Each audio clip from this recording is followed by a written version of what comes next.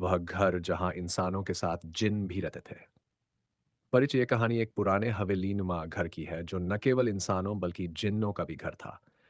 यह एक ऐसे परिवार की दास्तान है जो वहां रहने आया, पर उन्हें पता नहीं था कि उस छत के नीचे वे अकेले नहीं हैं।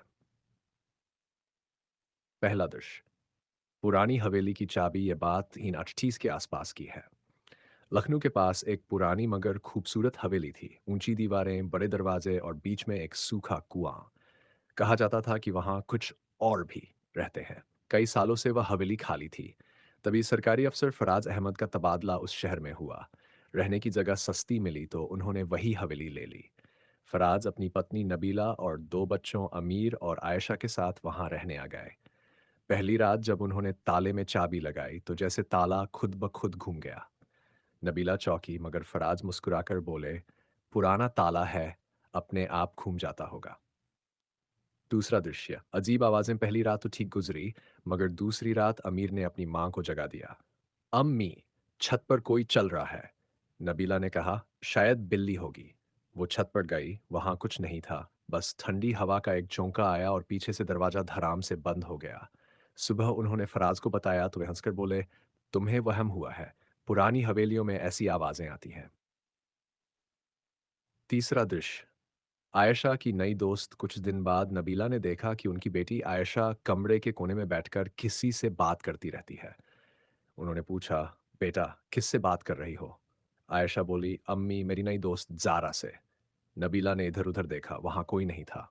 उन्होंने पूछा, कहाँ है वो? आयशा मुस्कुराई, वो सिर्फ मुझे दिखती है। वो कहती है कि वो यहीं रहती है बहुत पहले से। नबीला का दिल धक धक करने लगा। चौथा दृश्य। हवेली का राज। एक दिन फराज के दफ्तर के पुराने कर्मचारी बाबा इनायत ने उनसे कहा, साहब वो हवेली पहले नवाब शमसुद्दीन की थी। उनके साथ उनके नौकर और रखवाले भी रहते थे। नवाब की मौत के बाद उनके नौकरों ने वहीं उनकी कब्र बनवाई थी। कहते हैं नवाब के साथ कुछ जिन्न रहते थे जो उनकी सेवा करते थे। नवाब के जाने के बाद वो जिन्न वहीं रह गए। फराज ने बात हंसकर टाल दी, मगर दिल के किसी कोने में डर समा गया। पांचवां दृश्य। आधी रात की दस्तक। एक रात करीब 12 बजे दरवाजे पर दस्तक हुई। फराज ने पूछा, कौन है? कोई जवाब नहीं। फिर दस्तक तेज हो गई। ठक ठक। जब दरवाजा खोला, बाहर कोई नहीं था, लेकिन मिट्टी में उल्टे पांवों के निशान बने हुए थे। फराज का चेहरा सफेद पड़ गया। छठा दृश्य। जिनका साया। कुछ दिनों बाद अमीर अचानक बीमार पड़ गया। उसे तेज बुखार था और वह नींद में चिल्लाने लगा, जाओ यहां से, यह हमारा घर है। फराज और नबीला डर गए। उन्होंने पास की मस्जिद के मौलवी साहब को बुलाया। मौलवी साहब ने कमरे में कुरान की तिलावत शुरू की। तभी लाइट झपकी, खिड़की अपने आप बंद हो गई और अमीर की आवाज बदल गई, हम यहां सदियों से हैं, तुम लोग क्यों आए हो? नबीला रो पड़ी। मौलवी साहब ऊंची आवाज में पढ़ते रहे। घर जैसे कांप उठा। अचानक एक जोरदार चीख हुई और अमीर बेहोश होकर गिर गया।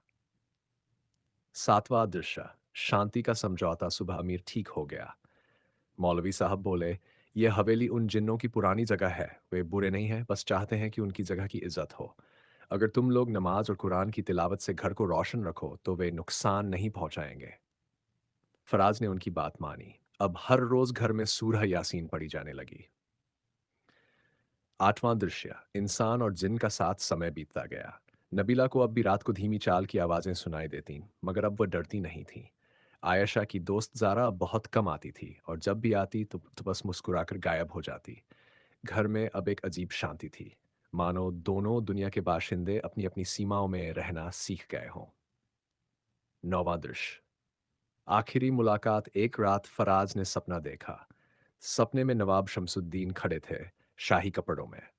उन्होंने कहा, हम तुमसे खुश हैं, तुमने हमारे घर की इज्जत रखी, अब हम जा रहे हैं मगर तुम्हें दुआएं देकर। सुबह जब सब उठे तो हवेली की पिछली दीवार के पास हल्की सी खुशबू फैली हुई थी, जैसे किसी ने इत्र छिड़का हो। नबीला बोली, शायद वो चले गए। फराज ने कहा, हाँ अब ये घर वाकई हमारा हो गया है। अंतिम दृश्य। संदेश। ये कहानी हमें यह सिखाती है कि इस दुनिया में सिर्फ हम इंसान ही नहीं रहते। कुछ ऐसी मखलूक भी है जिन्हें हम देख नहीं सकते। जिन जो भी इस जमीन के हिस्सेदार है। अगर हम उनके अधिकार और जगह की इज्जत करें तो वे भी हमारा सम्मान करते हैं। वह हवेली आज भी खड़ी है, शांत और रहस्यमय। कभी-कभी रात में दरवाज़ा अपने आप हिल जाता है, जैसे कोई कह रहा हो हम भी यहाँ हैं पर अब तुमसे